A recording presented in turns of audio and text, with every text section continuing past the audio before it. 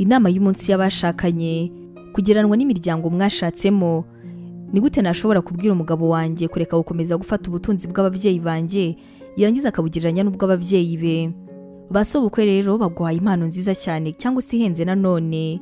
Reka tuvuge yuko wenda ari amafaranga menshi yo kujya kwishyura cyangwa se gufasha umuryango wanyu, wenda mu gihe mwahuye n'ibibazo cyangwa se mu bihe bisanzwe.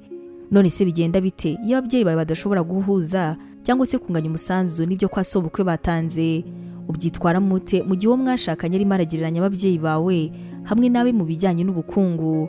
Reka rero nkubwire, ubundi buri gihe iyo dukuriye mu muryango ufite amahirwe cyangwa se ubutunzi, twabimenya cyangwa se tutabimenya, biroroshye kumva yuko dufite uburenganzira kuri buri kintu.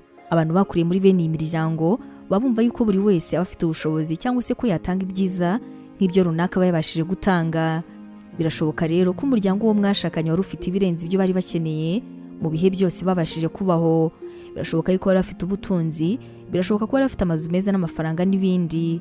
Ahangaha rero niba uwo mwashakanye yarakuriye muri uwo muryango, birumvikana yuko yabashije gutunga ibirenze ibyo yari akeneye. Kuri we rero biroroshye gutangira gutekereza yuko agomba kubona ibintu byiza ndetse n'impano nziza ku bantu bose. Ushobora rero kubizi neza yuko mwashakanye atari umuntu mubi, uranabizi neza yuko afite intego nziza cyane, ariko nanone biranashoboka yuko atazi yuko imyifatire ye ari imyifatire mibi mu mubano wanyu, kuko wenda ishobora kubikubabaza. Iyo rero bigenze bityo atari ku bushake bwe, bikaba bishobora gutuma ashyira igitutu kuri sebukwe atabizi, cyangwa se akaba yanakigushyiraho nawe ubwawe. Ni iki rero wakora muri bino bihe? Bwa mbere, gira ikiganiro n'umwashakanye ku byerekeranye n'iyo myifatire ye, maze ntumubwire umushinja cyangwa se umutuka, ubikore witonze. Yobora uwo mwashakanye mu isi y'umuryango wawe, maze umubwire uti urabona biriya bintu ntabwo byari byiza.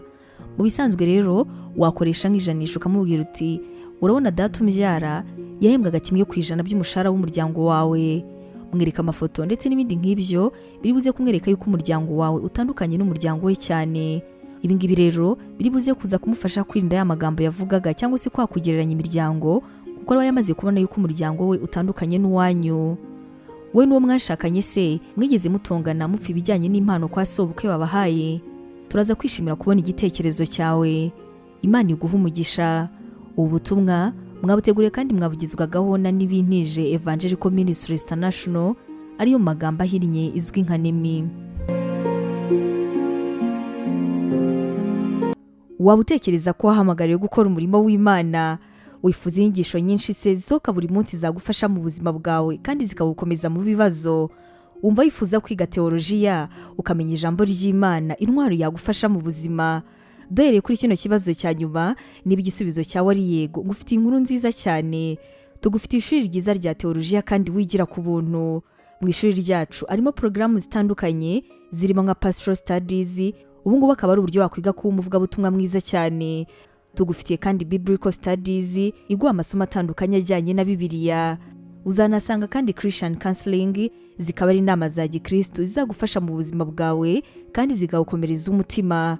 Gusobanukirwa neza ibi, wasura urubuga rwacu ari rwo wa#NEMIBibleInstitute.com, cyangwa se nanone ukaba watwandikira kuri WhatsApp ari ikimenyetso cyo guteranya 141 232 650 wanatwandikira kandi kuri nemevangelism@yahoo.com. Tuzishimira gusangira nawe ijambo ry'Imana.